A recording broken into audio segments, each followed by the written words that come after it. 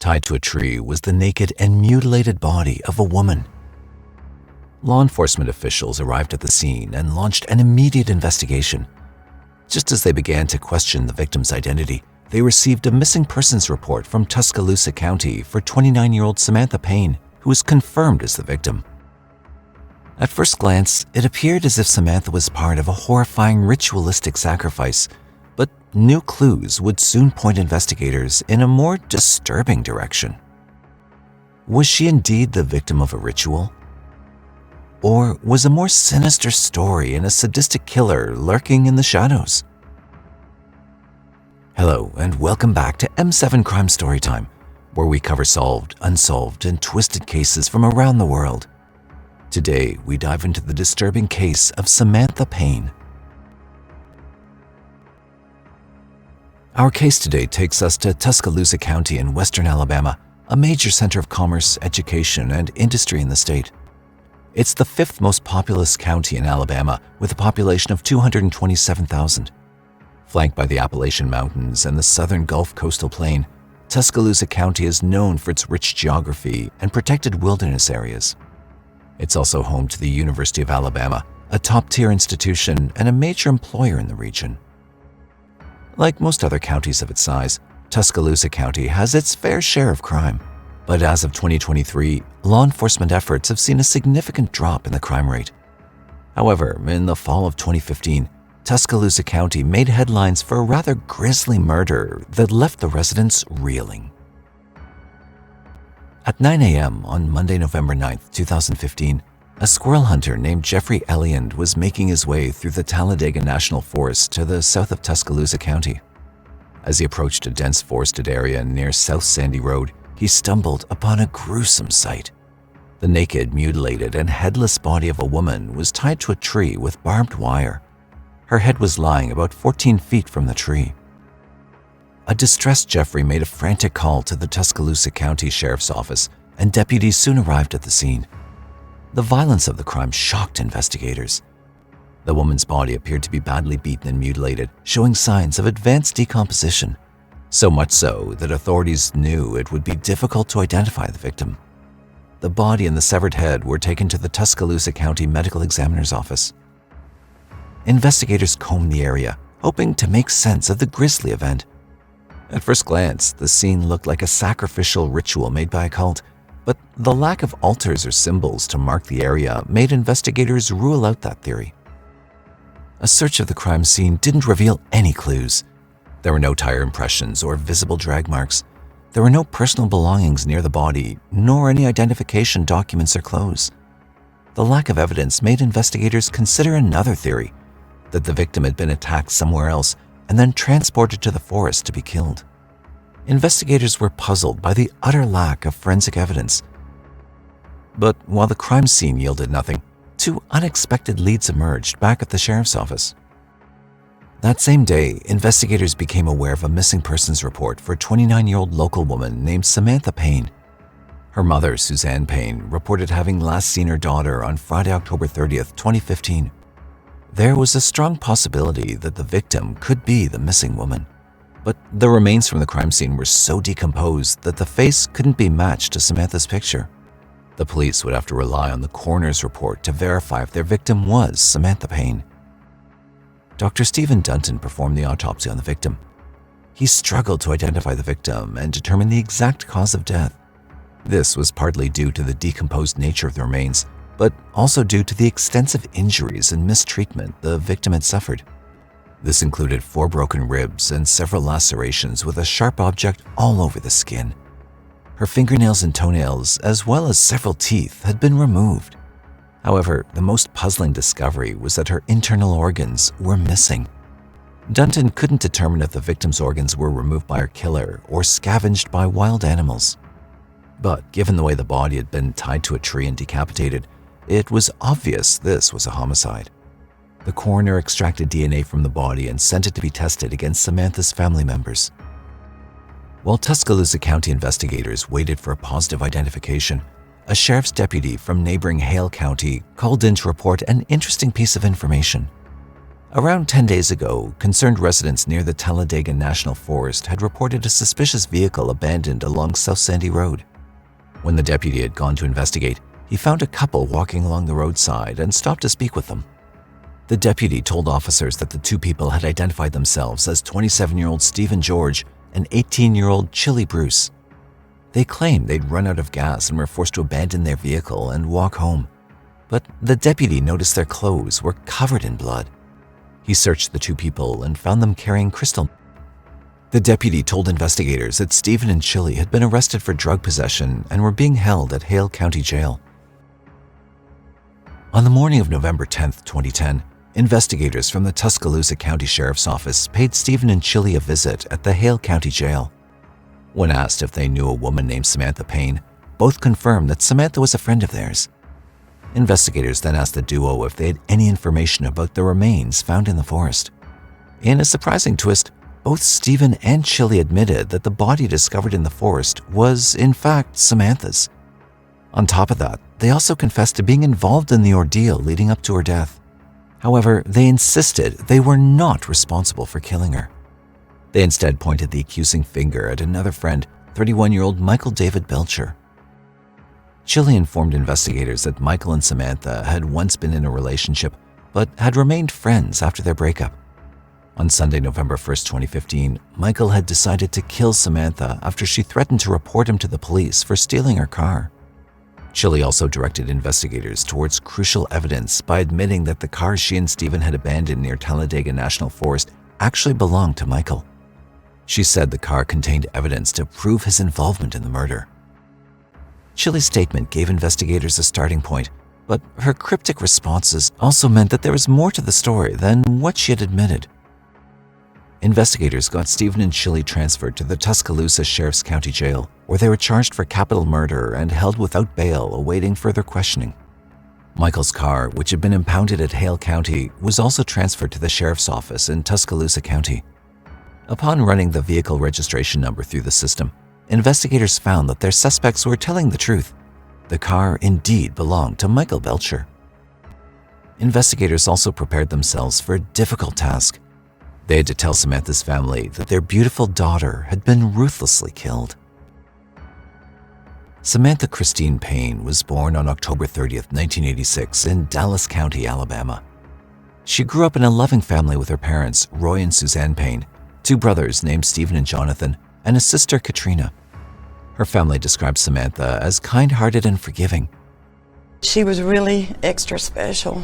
She had the best personality. She was always smiling, telling jokes. You know, she was always seeing the brighter side of things. She'd worked hard at part-time jobs to support herself through college. She was known to cherish her friends and was a generous gift giver. However, in her mid-20s, Samantha had fallen in with the wrong crowd and started experimenting with crystal. Her parents had tried hard to help her quit the habit, but Samantha seemed unable to detach herself from her dubious new friend circle. Investigators interviewed the distraught parents about the last day they'd seen her alive. According to her mother, Suzanne, Samantha had left to attend a Halloween party on the night of October 30th, 2015. It was also Samantha's 29th birthday that day. Samantha wanted to dress as Dorothy from The Wizard of Oz, but was nervous about her friends mocking her. Suzanne had comforted her daughter and told her to go and have some fun since it was her birthday. As the smiling Samantha left the house, her parents never imagined it would be the last time they would see their daughter. Based on the information shared by Chili and Stephen, an arrest warrant was issued for Michael Belcher.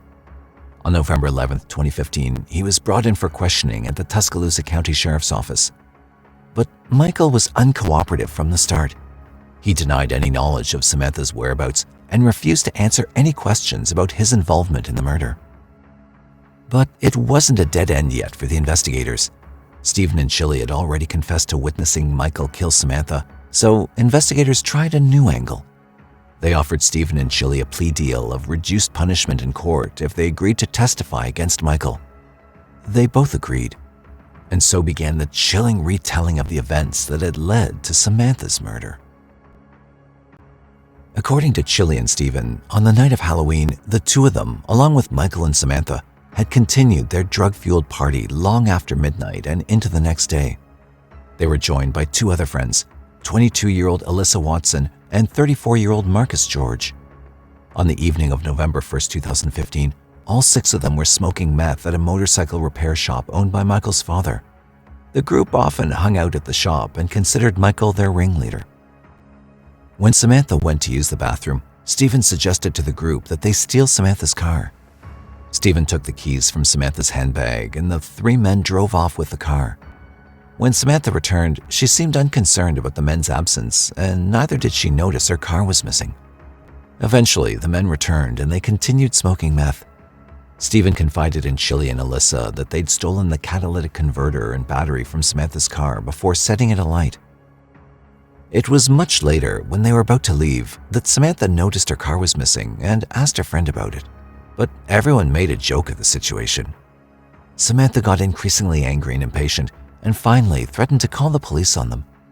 And that was the moment when, according to Chili, everything changed for the worse. Michael knew that there was no way they could recover Samantha's burned car. He also knew that if Samantha called the police, they'd not only be charged for vehicle theft, but also for the possession of meth. That was when Michael grabbed Samantha and threw her to the ground. He kicked and punched her until she was bleeding extensively from the face.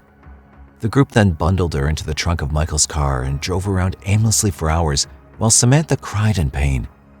But her night of suffering was only beginning. The group eventually arrived at Michael's house. Before they entered, Michael ordered Samantha to strip naked. Forced to walk into the house naked in front of the people she called her friends, Samantha's humiliation was unbearable. Inside the house, Samantha's wrists and feet were bound using a cable, shoelaces, and a belt.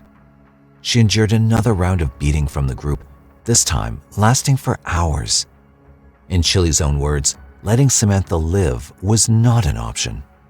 Again, they put Samantha into the trunk of Michael's car and drove to the Talladega National Forest, where the final chapter of this unspeakable violence would unfold. Samantha had injured herself trying to escape from the trunk while being driven, but the five suspects pushed her back inside and hit her with sticks until she fell silent.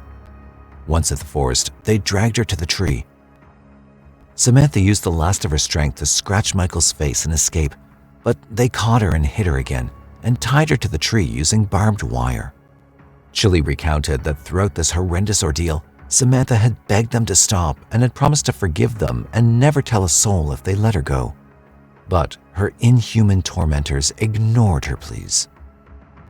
Alyssa and Chili decided to pull off Samantha's fingernails and toenails using a knife to destroy any DNA evidence collected under her nails from when she'd scratched Michael.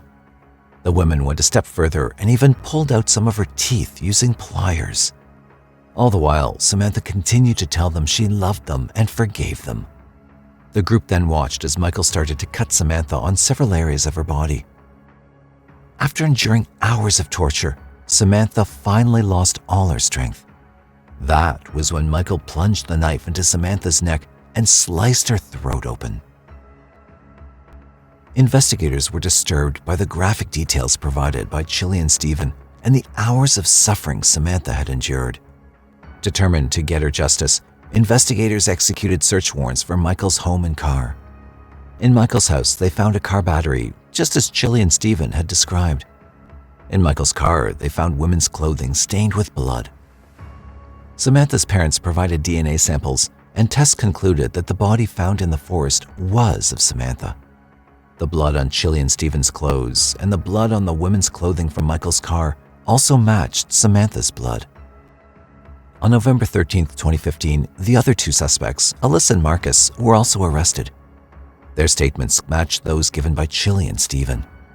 Both Alyssa and Marcus were charged with first-degree kidnapping and held on a $60,000 US dollar bond. Samantha's burned car was found under the Harrisburg Bridge in Bibb County, Alabama, as Stephen had told investigators. Armed with the physical evidence and the confessions of the four people involved in Samantha's murder, investigators once again questioned Michael. He continued to deny involvement, but it soon became clear that investigators had enough evidence to put him away for murder. Michael then called his mother, allegedly asking her what he should do, and she told him to be honest. Michael asked her to look after his cat while he was in jail. Michael was then arrested and charged with capital murder. He was remanded in custody without bond.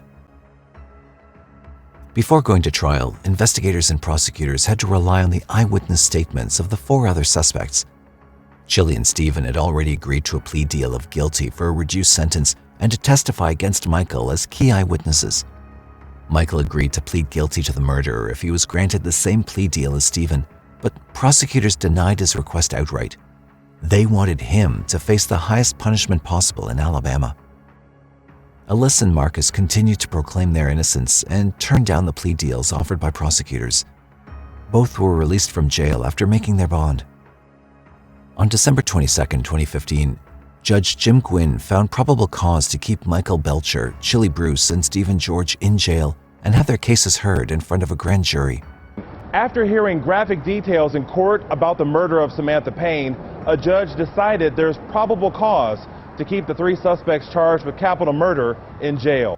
At the same hearing, the judge also proclaimed that Alyssa Watson and Marcus George's hearings would be heard in front of a grand jury. Investigators say Marcus George and Alyssa Watson were also involved. They were both charged with kidnapping for their roles in the murder. This case will now go to a grand jury. No date has been set. On January 15, 2016, 18-year-old Chili Bruce pleaded guilty to the charge of murder. She was sentenced to 20 years in prison, but as part of the plea deal, she'd be eligible for parole after 5 years. She was also ordered to participate in the Alabama Therapeutic Education Facility program for drug rehabilitation. The first 2 to go on trial were Alyssa Watson and Marcus George in November 2018.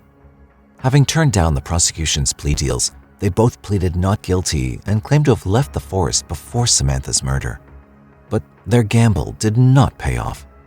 Chili testified that Alyssa and Marcus had been involved in the whole ordeal. The prosecution provided cell phone location data as evidence that Alyssa and Marcus had been present at the crime scene during the murder. The jury found Alyssa and Marcus guilty of first-degree kidnapping and felony murder. On December 17, 2018, they were each sentenced to 30 years in prison on each charge. The Alabama Court of Appeals later vacated the conviction for first-degree kidnapping, but upheld the 30-year sentence for murder.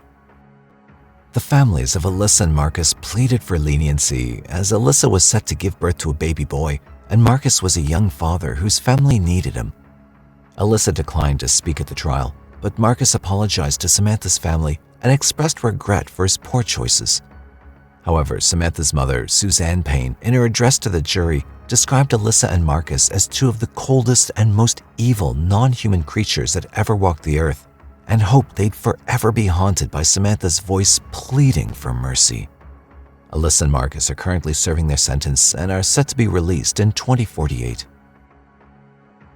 In March 2019, the trials for Chili Bruce, Stephen George, and Michael Belcher began with high anticipation. Chili had already pleaded guilty weeks after her arrest, and the jury upheld her sentence of 20 years with parole eligibility after 5 years. A few days into the trial, Stephen pleaded guilty to the murder of Samantha and agreed to a plea deal just like Chili. He detailed how Michael had murdered Samantha, and his testimony in court matched Chili's. However, the jury believed he'd played a major role in Samantha's death.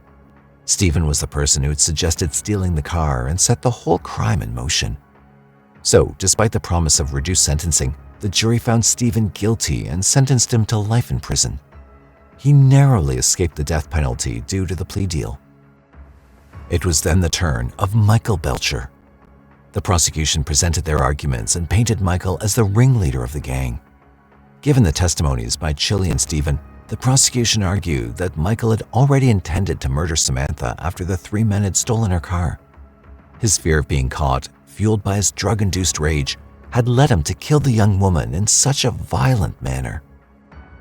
On April 3, 2019, Judge Brad Aumann sentenced Michael to death by lethal injection on the recommendation of the jury. During his sentencing, Michael said he was truly sorry for what had happened to Samantha and that words couldn't express his sorrow and grief. However, Samantha's mother, Suzanne, didn't believe that Michael was able to feel true remorse for his actions. Chili will be released on probation in late 2023, aged 26. Stephen remains incarcerated for life, while Michael is on death row at Holman Prison. For Samantha's family, the pain of her loss will haunt them forever. Following the trial and sentencing of Michael Belcher, Suzanne Payne spoke to the media about what life was like without Samantha. Through tears, she remembered her daughter as a special person who was quick to smile and always saw the brighter side of things.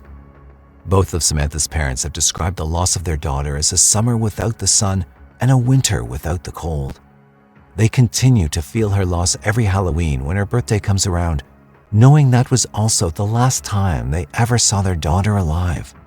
Suzanne has dedicated her life to telling Samantha's story so that her memory will never be forgotten.